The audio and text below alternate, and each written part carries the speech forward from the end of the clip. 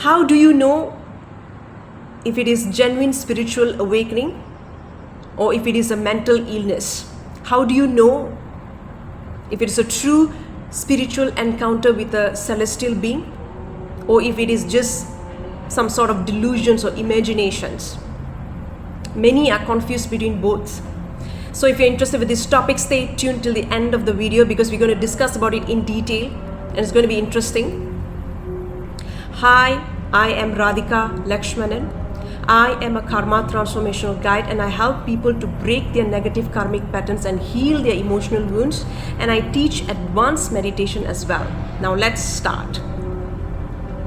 Many are confused between genuine spiritual awakening and mental illness. We are confused between true spiritual encounter with celestial beings and delusions or imaginations. Many so-called atheists and so-called rational people usually blurt out immature statements about these conditions without any type of wisdom or higher knowledge. Okay? So I'm going to give you a few examples here so that you can understand it in detail. There's a huge difference between both. Now, let's take the effect of advanced meditation as an example. Let's compare it with the psychological disorder.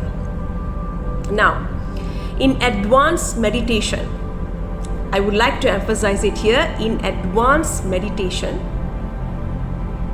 usually the spiritual seeker, one is able to be detached from their thoughts.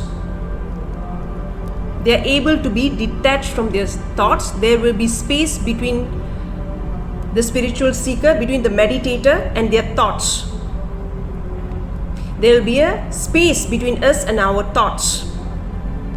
We are able to observe those thoughts like observing a stranger, like observing an entity, a different entity. You will not get carried away by those thoughts. You will not be identified with the thoughts. You know that you are the witness behind the thoughts, that you are not your thoughts, and it will be very clear. It's like observing someone else's conversation. Now, some immature people will compare this meditative effect with a psychological disorder called depersonalization, derealization disorder. Triple D, we call it as triple D, DDD, okay? This psychological disorder is a dissociative disorder where one feels disconnected from their thoughts, feelings, body, emotions, and the world around them. It's like you feel you are the observer of your actions. It's like you will feel that you are observing yourself, your body, your world from a distance. From a distance. This condition is usually due to severe stress, trauma, or abuse that could have happened in one's childhood. Now, what's the difference between a meditative state and this DDD psychological disorder, this triple D psychological disorder? What's the difference? Many difference. Consent, peace, wisdom, mastery, and deep connection with the body. Let's go in detail. See, in advanced meditation, in meditative state,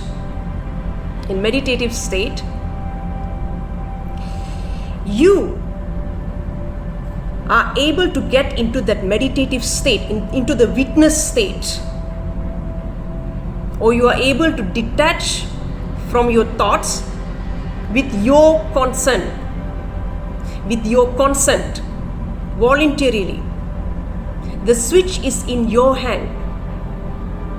The switch is in your hand.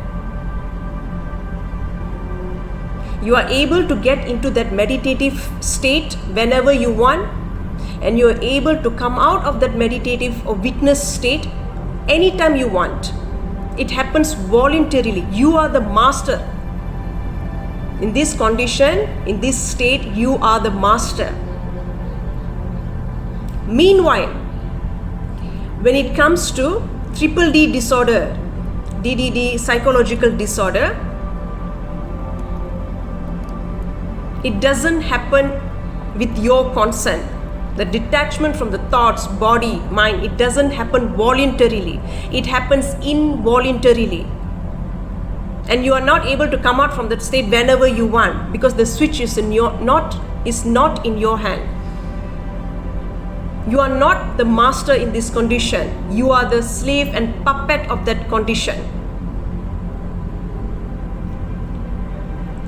This is a big difference. This is a big difference, and that's the reason this is a psychological disorder, because it's not under your control. There are more differences. Let's get into it. Now, the second difference is peace and deep connection with the body.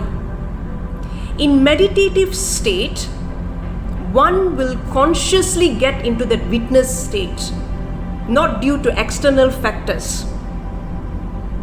And they will feel very peaceful during the meditation and after the meditation. They will feel very peaceful and calm. Their whole body, mind will be in total relaxation state. Nervous system will be totally regulated. One will feel very peaceful, and they will be in deep stillness state. When one is detached from their thoughts in meditative state, they will be very connected. They will be deeply connected with their body. They are able to detach from their thoughts because they are strongly connected with their body. So there are lots of peace, calmness, and deep stillness there, and deep connection with one's body. Meanwhile, in triple D psychological disorder, that particular state, detachment from thoughts, okay, the detachment from thoughts there was caused by external factors like stress, abuse, trauma. Constant detachment from the thoughts, body, and the reality cause them to be constantly in stress, anxious all the time. They are constantly stressful and anxious most of the time. And when they are detached from their thoughts, they are also disconnected from their body. They are detached from the body. There is no peace, there is no connection with the body. They are always stressful and anxious. Do you see the vast difference between both? There's more. So, as we know that detachment from thoughts in meditative state cause one to feel more stable, peace and calm. Meanwhile, those who experience triple D psychological disorder will be more stressful and anxious. There's one more thing. In meditative state, during the state or after that state, after the meditation, one will feel oneness with everything and everyone. One will feel oneness with their reality. However, those who have triple D psychological disorder, they feel disconnected from everything and everyone. They feel disconnected from their reality.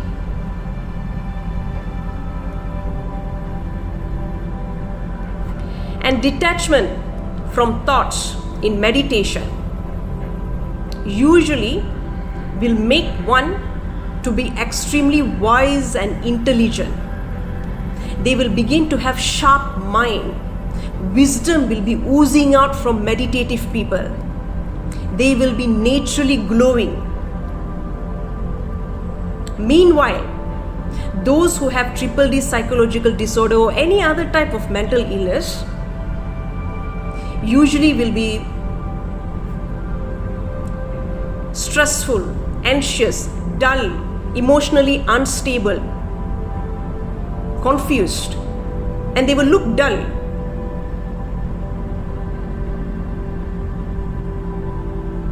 Do you see the vast difference between both? You can notice in certain conditions, you can notice that some people are not doing well in their life. From their face, from the way they behave. Meditative people usually will be glowing. Mind will get sharper. Wisdom will be oozing out from that. But it's totally opposite when it comes to people who have triple D psychological disorder or any other types of mental illness. Swami Vivekananda said that two different extremes usually look very similar on the surface, but if you investigate it thoroughly, it's totally opposite of each other. Meditative people are totally opposite of those who have mental illness. They're two different extremes. Next question: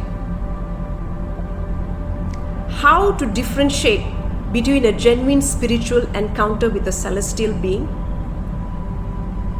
and imaginations or delusions? How to know if it's just your imagination or delusions, or if it's a real encounter with a spiritual being or celestial being or deities or ascended master who have passed away, whatever. How do you know the difference? Simple. A genuine encounter with spiritual beings will transform you to certain extent.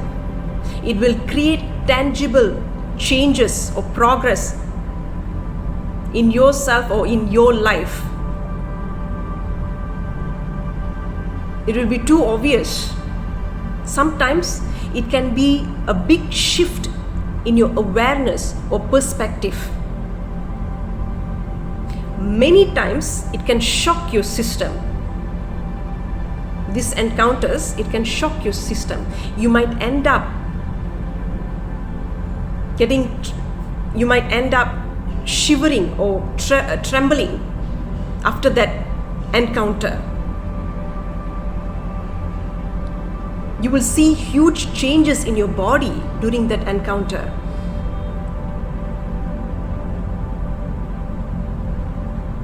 So basically, it will create a huge changes.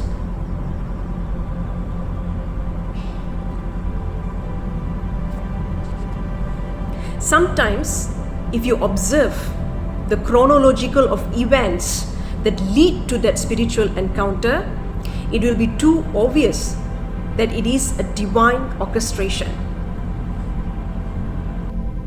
Meanwhile, delusional encounter can happen to anyone. Usually, I have seen some people, especially some devotees, who are obsessed about certain celestial beings or deities. They fantasize or they imagine meeting their favorite deities or celestial beings. Okay? So they will claim that they have met them, but it's just their imagination, because they really crave to meet those celestial beings. But there will be no tangible progress or transformation in their life or in their awareness or perspective. Meanwhile, some others fantasize, they love to fantasize of having some superpower. And they are very jealous of other people's genuine spiritual encounter. They constantly compare themselves with others. So these people usually fantasize about meeting a celestial being or ascended master or their favorite deity. but there will be no progress in their life, and there will be no shock in their system. They will claim that they have encountered certain beings, but they were not in shock, or there were no big emotional changes within them. There's no transformation in their life, there's no changes in their awareness or perspective, and there's no big emotional changes in their mind and body. So there are higher chances that that encounter is just an imagination. Many of them still remain as the stressful, anxious, petty, unhappy person forever after that so-called encounter, spiritual encounter.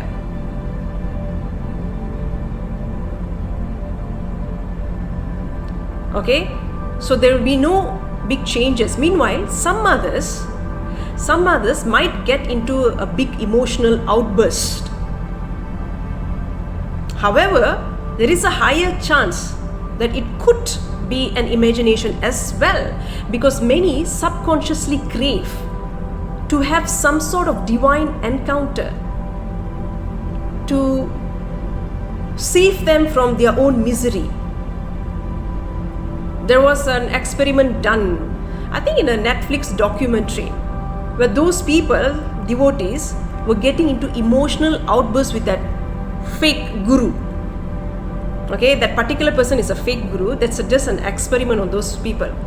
So they assumed that it's a genuine guru, and they got into a big emotional outburst. They started crying.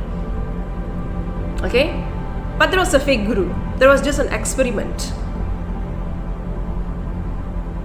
So, and then there will be no other evidence for that particular spiritual encounter for people who are usually imagining it. No transformation, no progress, no changes in body. Even if one have emotional outbursts, if there's no shift in the perspective or awareness, that could be just an imagination or delusion. Could be. Okay? So two extremes usually look very similar on the surface, but it's actually opposite of each other. Those who are in the process of going through spiritual awakening or Kundalini awakening might have symptoms that is very similar to mental illness or physical illness. Usually it will look very similar to physical illness. So it's better for you to rule out physical illness by visiting a doctor, a GP. Okay? So usually if I have any spiritual or Kundalini awakening symptoms, I will usually visit a doctor first to rule out physical illness. And usually during spiritual awakening and after spiritual awakening, you will have a huge shift in your perspective, in your awareness. You will be much wiser, much more intelligent, sharper, and calmer, more emotionally stable. You might be facing a lot of emotions, but you will be able to handle it. You will begin to get many insights related to your emotional outbursts or emotional problems that you're facing. It will still be under your control. Okay, so you will have higher emotional intelligence after that spiritual awakening process is over.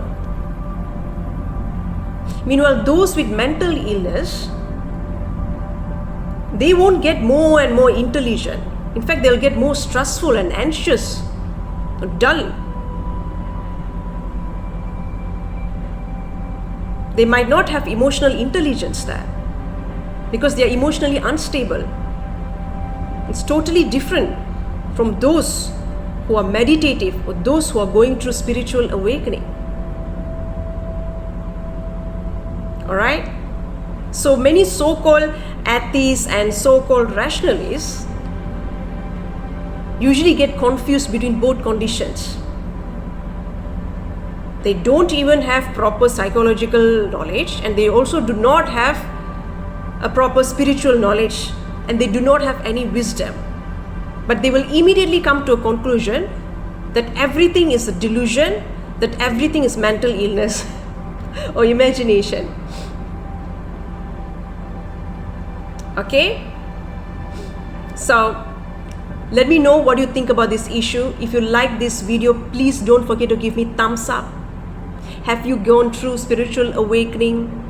Have you encountered a celestial being in your life? Have you had any type of spiritual encounter? Let me know about it in the comment section. Please share it with others because they need to know the difference between mental illness and spiritual awakening, between true, genuine spiritual encounter with a celestial being and delusions. They must know about it. Share it with your loved ones. Thank you.